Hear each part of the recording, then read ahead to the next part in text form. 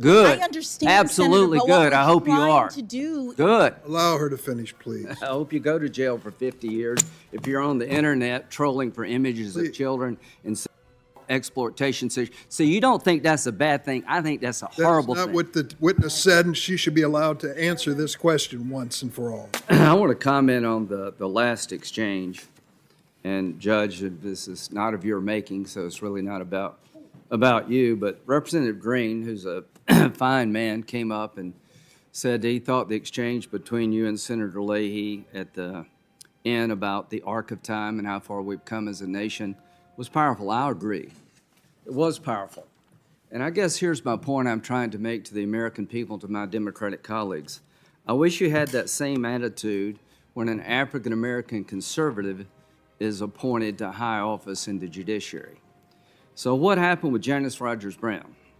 In 2003, she was an African-American nominee for the D.C. District Court, 54 years old, a little bit older than you, but pretty close.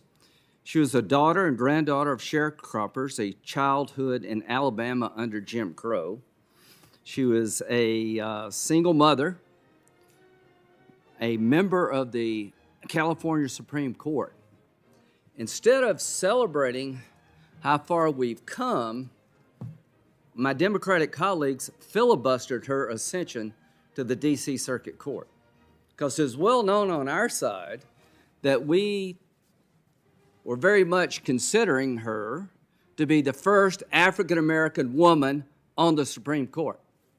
So rather than this wonderful exchange, which was wonderful, Representative Green, where were you and others when there was a wholesale assault on her nomination? Nowhere to be found. The filibuster was used for 2 years to stop her nomination, and we eventually did the Gang of 14, of which I was a part, so that she could make it through after 2 years of waiting. This is what the current president said when he was in the Senate, Joe Biden, asking about her, Janice Rogers Brown, being on the Supreme Court. I can assure you that would be a very, very, very difficult fight, and she probably would be filibustered. That's what he said about an African-American conservative nominee by President Bush who had served 5 years on the California Supreme Court. We're not going to live in America like that any longer. To my Democratic colleagues, if you're a person of color, a woman supported by liberals, it's pretty easy sailing. But if you're Miguel Estrada, Janice Rogers Brown, Amy Coney Barrett, on and on and on, your life gets turned upside down. You had nothing to do with that. I just make this observation that when you come up to me and talk about how moving the exchange was, I agree. And I just want to remind you there was somebody else of color, a woman of color, that was picked for the D.C. Circuit, one of the highest courts in the land, that did not meet the same fate. And those days should be over. Do you believe illegal immigrants should be allowed to vote, Judge Jackson? Thank you, Senator. Under our laws, you have to be a citizen of the United States in order to vote. So the answer would be no. It's not consistent with our laws, so the answer is no. Okay, why do they do that in New York?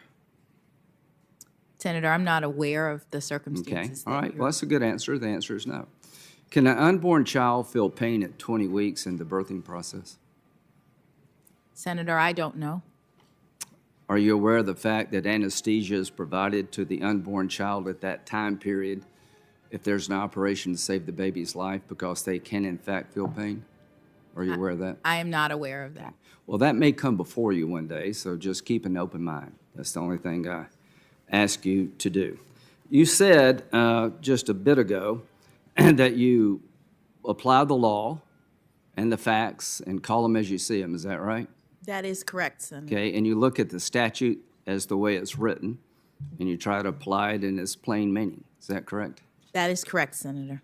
Have you heard of a case called Make the Road versus MacLeod? Make the road New York? Yes. Yeah, okay. Make the Road in New York, who are they? Make the Road New York is a nonprofit that represents various individuals in the sort of immigration law field. They're a nonprofit advocacy group for immigration issues. Did you know they received large donations from the Arabella Network and from George Soros's Open Society Foundation Network? No. Okay, well, they did. Now, in that case, what was the issue? The issue in that case was a challenge to a change in administration policy concerning expedited removal, which is a policy that Congress enacted in order to expedite certain removals in the immigration system. Ordinarily, before expedited removal. Asylum cases do not fall in this category, right? Well, trust me on that, because the statute says it doesn't. If a person who could otherwise be subject to expedited removal makes and has a credible fear of torture in their country, they can be and can they make that determined. Claim? They can be determined right. To qualify for regular removal rather than expedited removal. So expedited removal is a creature of Congress, folks. And if you've been here 2 years or less, the statute, the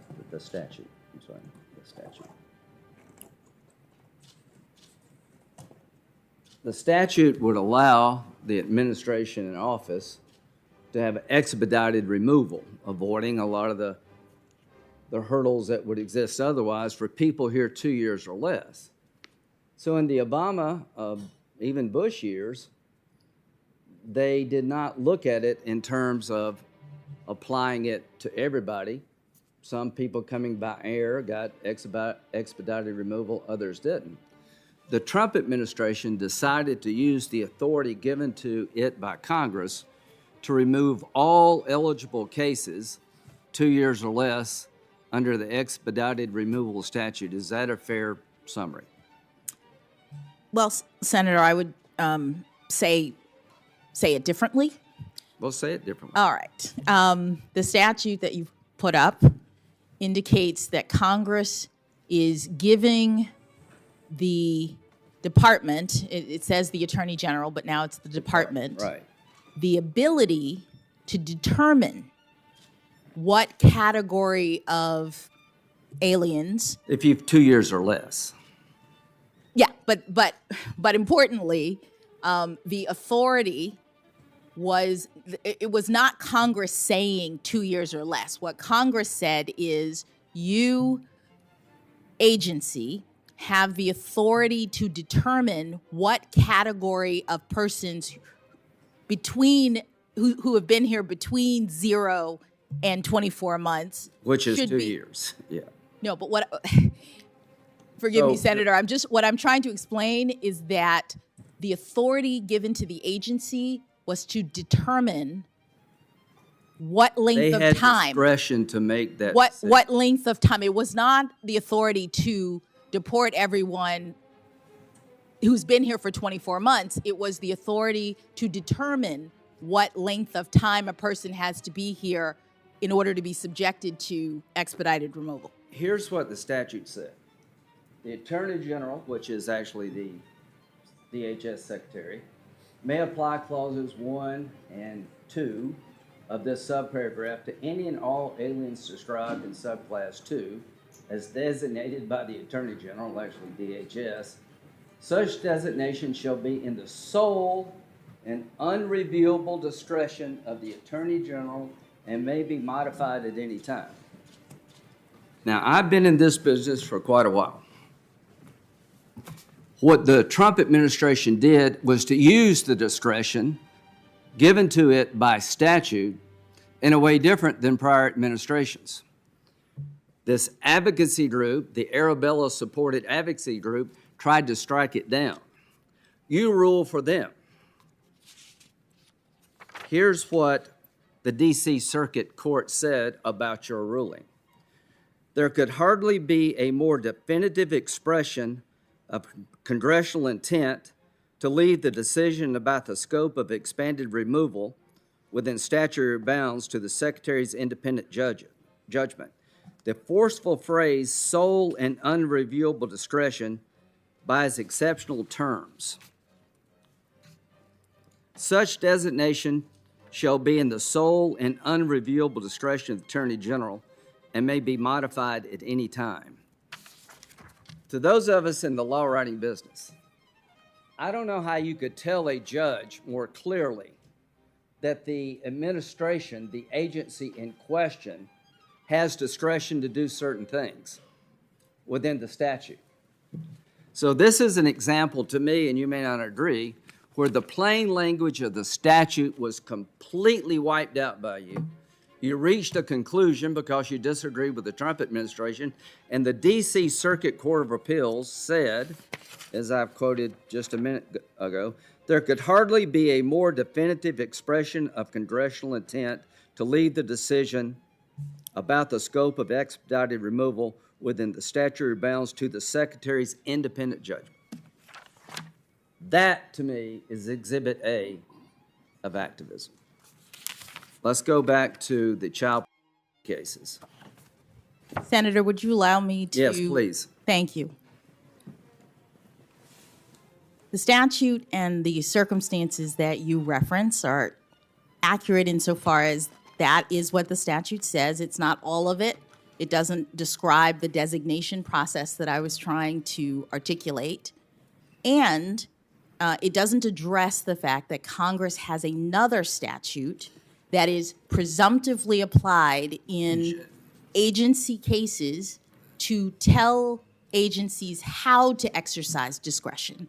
There's also D.C. Circuit case law that says that in addition to having that procedural statute be presumptive, even very clear designations of authority to an agency may still be subject to Congress's other directions regarding how to exercise the discretion. That argument fell on deaf ears. Understood. That's our appellate process. I've got other things I want to talk about. You've given an explanation, but it didn't work. The D.C. Circuit Court said there could hardly be a more definitive expression of congressional intent. This is good as it gets. There's no way to write a statute saying discretion lies in an agency. It's sole. It's non-reviewable. So you're not convincing me that this was anything Senator, other than activism, and we can talk about it all day long, but I agree with the D.C. Court. This, to me, is an example, Exhibit A, of a judge ignoring limitations placed in the law by Congress to get a result they wanted. I have no doubt that you find child disgusting as the rest of America. You're a mother. You seem to be a very nice person. Are you aware of how many images are out there on the internet involving children and compromising situations? Senator, I'm not aware of the numbers, but I've seen the images in my and they are disgusting, role right? Well, let me tell you the numbers. In 2021, the National Center for Missing and Exploited Children Cyber Tip Line received 29.3 million reports of apparent child sexual exploitation containing 85 million images, videos, and other files. That's in 2021. It's up. In 2019, it was less. So there's an epidemic of this on the internet, that if you go out on the internet, there are millions of pictures of kids being abused. When it comes to sentencing child possession cases, do you routinely discount the fact that a computer was used? Thank you, Senator, for allowing me to address this concern. The guidelines related to child were drafted at a time in which a computer was not used for the majority, if not almost all, of these kinds of horrible crimes. the guidelines have enhancements in them. In two areas that you said you disagree. What are those two areas? At the time that the guidelines were drafted, it was an aggravating factor, a substantial aggravating factor, to use a computer in order to distribute and disseminate the images, because the ordinary crime was not committed by computer. So the Would you now agree with me that computers are sort of the venue of choice for child people? Yes, Senator. Okay, so here's my point. If you believe, as I do, the computer has created a bigger demand, there are more photos out there because of the internet, more websites exposing this garbage, wouldn't you want to deter people from going down that road? Senator, this crime is among the most difficult. No, answer my question. Wouldn't you want to deter people from going down the road of using the computer that allows these people to have access to millions of photos because of the technology? I want those people deterred. Senator, so if you're listening to my voice today and you're on a computer looking at child and you get caught, I hope your sentence is enhanced, because the computer and the internet is feeding the beast here, that all these images out there are going to be more over time because people use computers. Now, didn't you also say that the number of images should not be considered as a sentence enhancement? Senator, with respect to the computer, one of the most effective deterrents is one that I imposed in every case and that judges across the country impose in every case, which is substantial supervision. Any of these wait a minute, defendants. Judge. You think it is a bigger deterrent to take somebody who's on a computer looking at images of children, and the most disgusting way is to supervise their computer habits versus putting them in jail? No, Senator, I didn't say versus. That's exactly what you said. I think the best way to deter people from getting on a computer and viewing thousands and hundreds and over time, maybe millions, the population as a whole, of children being exploited and abused every time somebody clicks on, is to put their ass in jail, not supervise their computer usage. Senator, I wasn't talking about versus. You just said you thought it was a deterrent to supervise them. I don't think it's a deterrent. I think the deterrent is putting them in jail. Senator, Does would you let sentencing her have respond? a deterrent component? Senator, would you let her respond? Yes. Does sentencing have a deterrent component? Yes, Senator. Deterrence is one of the purposes of punishment, and Congress has directed courts to consider various means of achieving deterrence. One of them, as you've said, is incarceration. Another, as I tried to mention, was substantial periods of supervision once the person... So if I could may ask you, in your view, it's more of a deterrent to have somebody substantially supervised in terms of their computer use who's looking at child than it is to put them in jail? Senator, I'm not saying it's more or That's less. exactly what you're saying. What I'd like to point out is that if we're going to,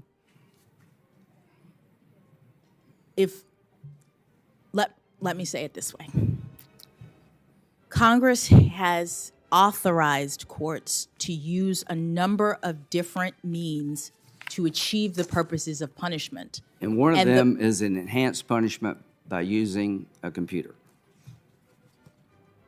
The enhancement with respect to using a computer relates to the penalty in terms of incarceration. And you would choose not to apply that in these cases. You've said that. I'll read you the quote, but you've decided not to apply the use of a computer as an enhancement. You've also said you're not going to hold the number of images that the person has looked at as a sentencing enhancement factor. Is that true? No, Senator, it's not the number of images that the person has looked at, because we don't have that information. Well, it is the number of images that they've either received or distributed Well, that are whether we don't know if they looked at them, but you're not going to hold it against them that they received 10,000 images versus 100. That's not what I've said, Senator. Well, here's what you said. I've decided to apply my general policy disagreement with respect to those enhancements, at least that is the computers and the number of images. Folks, what she is saying, the reason she's always below the recommendation, I think, is because she doesn't use the enhancements available to her. She takes them off the table. And I think that's a big mistake, Judge. I think that every federal judge out there should make it harder for somebody to go on a computer and view this filth. That if you use that venue, which is the venue of choice for all these child cases, that you use it against them. I think the more you download, like drugs, the more you have, the more you should go to jail. You've made a conscious decision to disregard those two enhancement sentencing factors, and I think that is a wrong way to go in terms of deterrent. To me, putting somebody in jail for using a computer is more of a deterrent than supervising their activity of watching the computer. That's just a difference that we have. I know I'm out of time, and listen, you've lived an incredible life, but here's one thing that won't happen to you as we wrap this up. How would you feel that if I'd had a letter from somebody accusing you of something, a crime or misconduct, for weeks, and I give it to Senator Durbin just before this hearing's over, and not allow you to comment on the accusation? How would you feel about that? Senator, I'm not sure. I don't understand the context of the question. Well, did you watch the Kavanaugh hearings? No, sir.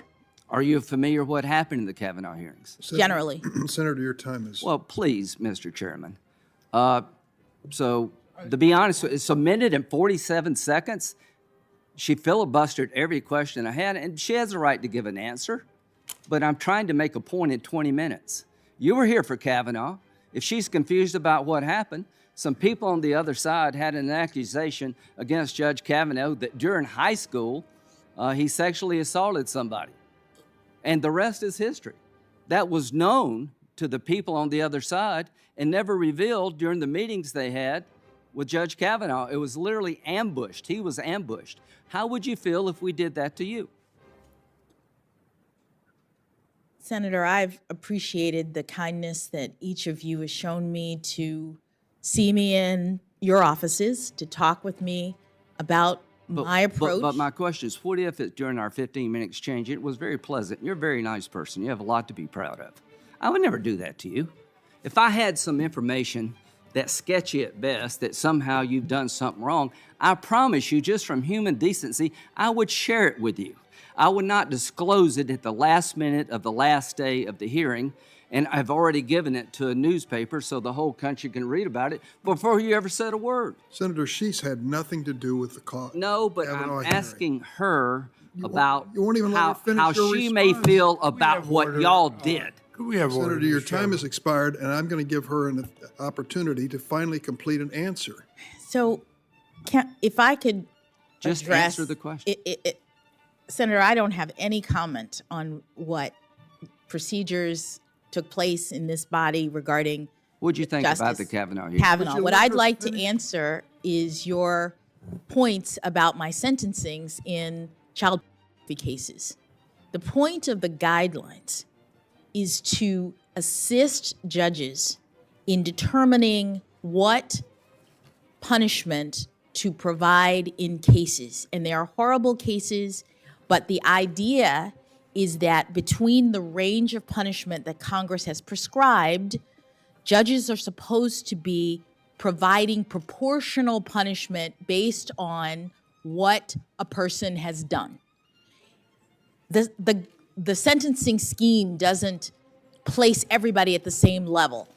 The point of judging and the guidelines is to look at what has happened in a case, compare defendants to each other in terms of what they've done, and give proportional penalties based... Mr. Chairman, this is she has said, Mr. Chairman, she does not use sentence enhancements in the area of somebody using a computer for everybody. Can I explain why, sir? I'm going to give the witness an opportunity to respond to you, Senator. Finally. At Why? the time that the guidelines were created for child, this crime was primarily being committed by people who were literally mailing 1, 2, 5, 10, 100 photos at a time. How's it being committed now? Would she please Go let ahead. her complete her answer? Go ahead. As a result, the commission determined in the guidelines that it was a substantial aggravating factor if the facts of the case demonstrated that someone had been distributing hundreds of images, because what that meant was over this long, maybe it was a long period of time, they had collected one photo at a time, they had amassed it, they had potentially mailed one at a time, and that showed really aggravated, terrible conduct. I'm not saying as a baseline it's not terrible, it's all terrible. But what we're doing is we're differentiating among defendants. So in a world in which the mail is used for the purpose of distribution, it really matters whether the person has distributed 1 or 5 or 1,000. And so the guideline says, you know what? We are going to treat a person who's distributed 1,000 a lot worse, because that shows that this person is really engaged in this really horrible behavior. In comes the internet. On the internet, with one click, you can receive, you can distribute tens of thousands. You can be doing this for 15 minutes, and all of a sudden, you are looking at 30, 40, 50 years in prison. Good.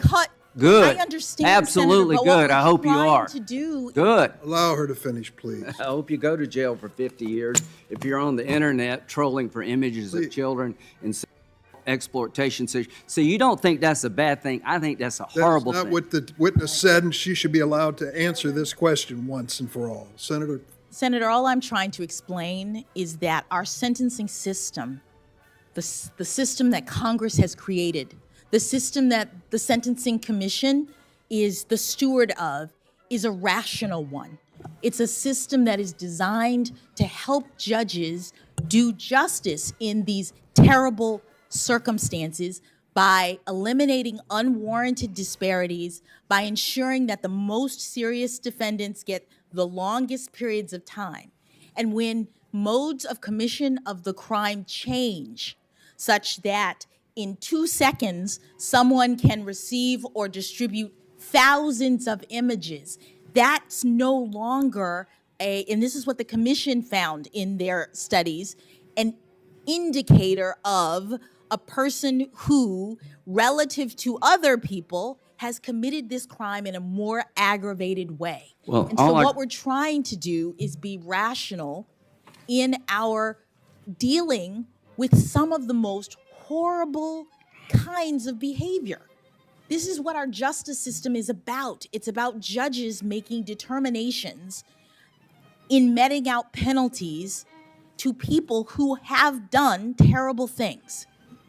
It is not rational to take the venue of choice of child, the computer that have 85 million images on it, and not consider that feeding the beast. We're trying to get people to stop this crap. So when you troll on the internet and you pull down thousands of images of children from the internet, I want you to stop that. I want people to go to jail who do that, because you're feeding the beast. We have a bill here, the Earn It Act, that would allow the victims who are on the internet over and over again to sue the media companies that provide these images. We have a fundamental differences of how you deter crime. I think the best way you deter crime when it comes to child is you lower the bloom on anybody who goes onto the internet and pulls out these images for their pleasure. Senator, every person in all of these charts and documents I sent to jail. because I know how serious this crime is. Every person I discussed the harm of these terrible, terrible images to the victims who are portrayed in them. I talked about what this crime does to the children who are being abused in these photos, and on the other side of their terms of imprisonment, I ensured that they were facing lengthy periods of supervision and restrictions on their computer use so they could not do this sort of thing again. That's what Congress has required of judges, and that's what I did in every case. You always were under the recommendation of the prosecutor, many times the parole people. And to be honest with you, Judge, a 32-year-old man who sent an image of his own 10-year-old daughter, you substantially reduced the not only the guidelines, but the recommendation. And all I can say is that your view of how to deter child is not my view. I think you're doing it wrong, and every judge who does what you're doing is making it easier for the children to be exploited. If you're on a computer right now looking at a kid in a compromising situation and you get caught, I hope nobody gives you a break because you used the computer.